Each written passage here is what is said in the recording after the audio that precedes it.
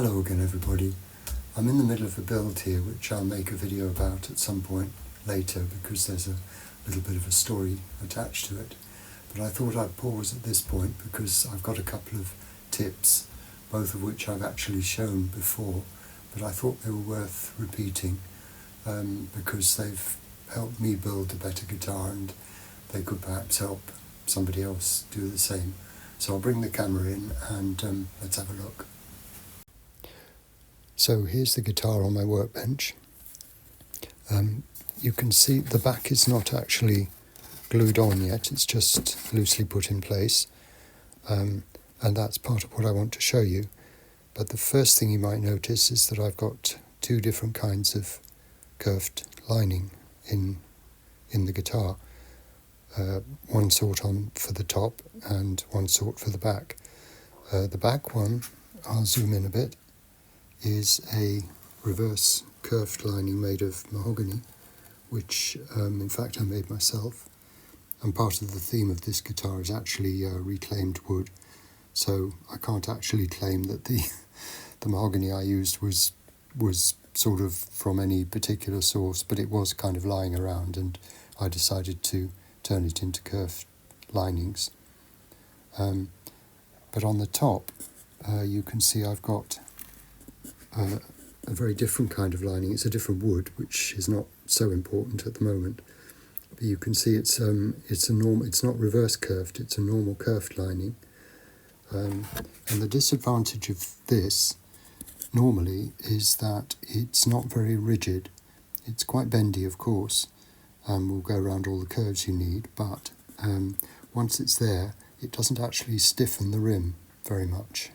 So what I've done is I've taken some veneer and I've just glued a strip on the outside of the lining, which is actually now on the inside of the guitar, of course, I'm talking about here.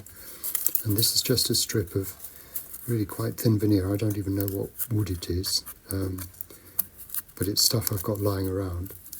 It's only about 0.7 millimeters thick, so maybe 30 thousandths. But this has quite a dramatic effect on the stiffness of the guitar. And I've christened this sandwich curved lining, but you can see what it is. Basically, it's simply a layer glued on the inside of the guitar, so the sort of gaps side of the curving, and it really stiffens the rim up. And it's a way of using up normal curved lining, which I still have a small stock of. I've gone over almost entirely to reverse curved lining because it's so much stiffer.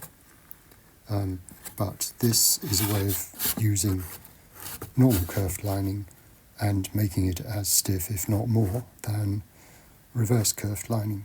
This rim is really very stiff. I can't easily show you, but you just have to take my word for it. So that was tip number one.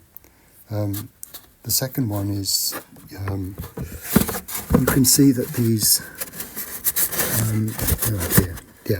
these back braces are quite a good tight fit into the lining, especially in the depth dimension, if you like. If I push it down, because as I say, the back isn't glued on, I can see that they're all quite a good fit, which is essential really for a good sounding guitar, and it's the same for the top braces.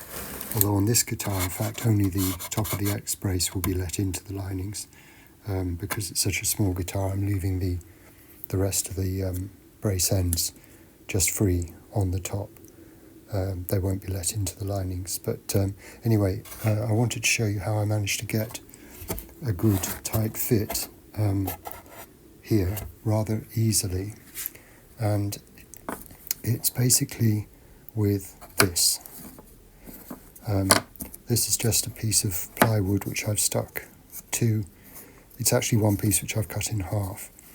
And this is about 4.5 millimeters thick. It doesn't you choose the depth you want. I use that for the back linings, and I have a smaller one for smaller braces when I do let those into the linings, which is only about, 3mm. But anyway, this is basically just a gauge to set my Dremel.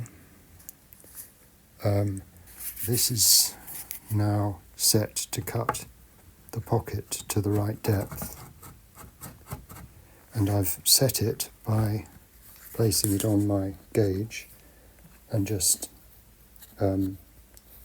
letting it down till it hits the floor, the base part of the gauge. So that's how you set the pocket depth. And then when it comes to doing the height of the brace ends, you use the gauge the other way up. So here you can see I can push down the Dremel so the bit just touches the top of the thickness piece, and now I've got the exact same thickness in the other direction, ready to cut the brace ends.